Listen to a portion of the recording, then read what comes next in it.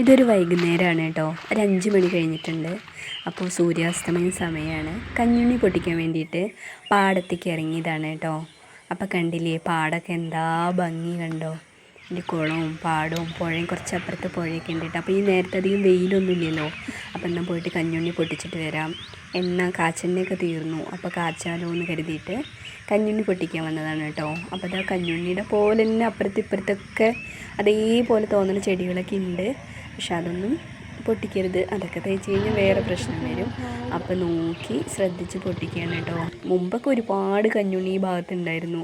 ഇപ്പം എന്താണെന്നറിയില്ല, അത്രയ്ക്ക് അങ്ങോട്ട് കാണാനില്ല. ഇനി മഴക്കാലമൊക്കെ ആണെന്ന് വെച്ചാൽ ഇഷ്ടം പോലെ ഉണ്ടാവും. ഇപ്പോൾ വേനൽക്കാലം ആയതുകൊണ്ടായിരിക്കും. എന്നാൽ നല്ല വേനൽക്കാലം ആയിട്ടുമില്ല, എന്നാലും കുറച്ചൊക്കെ ആവശ്യത്തിനുള്ളതൊക്കെ കിട്ടിയിട്ടോ. അപ്പോൾ അങ്ങനെ നടന്നിട്ട് വീട്ടിലേക്ക് പോരുകയാണ് കേട്ടോ. അപ്പോൾ ഇതാ ഈ പാടത്തിൻ്റെ അടുത്തൊരു കുളമൊക്കെ ഉണ്ട്, കണ്ടില്ലേ എന്ത് രസമാണെന്ന് നോക്കി നോക്കൂ. നല്ല ഭംഗിയുള്ളൊരു ഗ്രാമമാണ് കേട്ടോ. അപ്പോൾ കഞ്ഞുണ്ണിയായിട്ട് എണ്ണയാണ് ഞങ്ങളിങ്ങനെ സ്ഥിരമായിട്ട് തേക്കുക കേട്ടോ. ഒരു 15-16 വർഷമായിട്ട് അങ്ങനെ തന്നെയാണ് തേക്കണത്. അപ്പോൾ എൻ്റെ ഹസ്ബൻഡിനൊന്നും അധികം മുടി ഉണ്ടായിരുന്നില്ല. അങ്ങനെ തലയുടെ മുകളിൽ ഇങ്ങനെ നോക്കി കഴിഞ്ഞ് ഇങ്ങനെ ചൊട്ട കാണാമായിരുന്നു. ഇപ്പോൾ ഈ എണ്ണയൊക്കെ തേക്കാൻ തുടങ്ങിയപ്പോൾ ഒക്കെ നല്ല മുടിയായി കേട്ടോ. ഇപ്പം അങ്ങനെ ചൊട്ടയും കഷണ്ടിയും ഒന്നും കാണാനില്ല. അതേപോലെ തന്നെ കുട്ടികൾക്കും ഇഷ്ടംപോലെ മുടിയുണ്ട് കേട്ടോ. എന്താ വെച്ചാൽ ഉള്ള മുടി നല്ല കനം വേണമല്ലോ, അതിലല്ലേ കാര്യം. പിന്നെ അവർ വെട്ടിക്കളയുന്നതാണ്. ഓരോ സ്റ്റൈലൊക്കെ വരുമ്പോൾ കുറച്ച് അവിടെയും ഇവിടെയൊക്കെ വെട്ടിക്കളയും. പിന്നെ എണ്ണ തേക്കും, അങ്ങനെ വീണ്ടും മുടിയൊക്കെ ഉണ്ടാവും കേട്ടോ. അപ്പോൾ അതാ പൊട്ടിച്ച് വീട്ടിലേക്ക് എത്തിയിട്ടുണ്ട്. അപ്പോൾ ഇത് ഞാനിത് കാച്ചി കഴിഞ്ഞിട്ടുള്ള ഒരു ഇതാണ് കേട്ടോ അത്.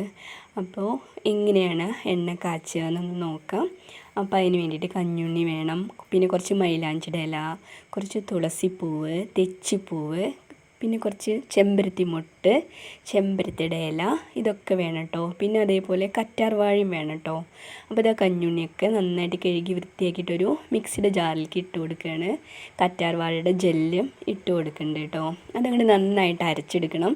എന്നിട്ടാണത് എണ്ണയിലേക്ക് ചേർത്ത് കൊടുക്കണത് കേട്ടോ. അപ്പോൾ ഇതൊരു 2 ലിറ്ററോളം എണ്ണ എടുത്തിട്ടുണ്ട്. അപ്പോൾ ഇതാ അരപ്പ് എണ്ണയിലേക്ക് ഇട്ട് കൊടുത്തിട്ട് നന്നായിട്ട് ഇളക്കണം കേട്ടോ. ഇങ്ങനെ തിളയ്ക്കണതിൻ്റെ ഒപ്പം തന്നെ ഇളക്കിക്കൊണ്ടിരിക്കണം. ആ ഒരു അരപ്പ് മണൽ പരുവത്തിലാവണം കേട്ടോ. അങ്ങനെ പിരിപിരുന്നനാവും, അതാണ് അതിൻ്റെ ഒരു കണക്ക് കേട്ടോ. കുറച്ച് ചെമ്പരത്തിപ്പൂവും കൂടി ഇട്ട് കൊടുത്തിട്ടുണ്ട്. അപ്പോൾ നല്ല വേനൽക്കാലമാണെന്ന് വെച്ചാൽ കുറച്ച് ചെറിയ ഉള്ളിയും കൂടി ചേർക്കാം കേട്ടോ തണുപ്പിന്. അപ്പോൾ ഇപ്പോൾ അത് ചേർത്തിട്ടില്ല. അപ്പോൾ അതാ എണ്ണയൊക്കെ റെഡി ആയിട്ടുണ്ട്.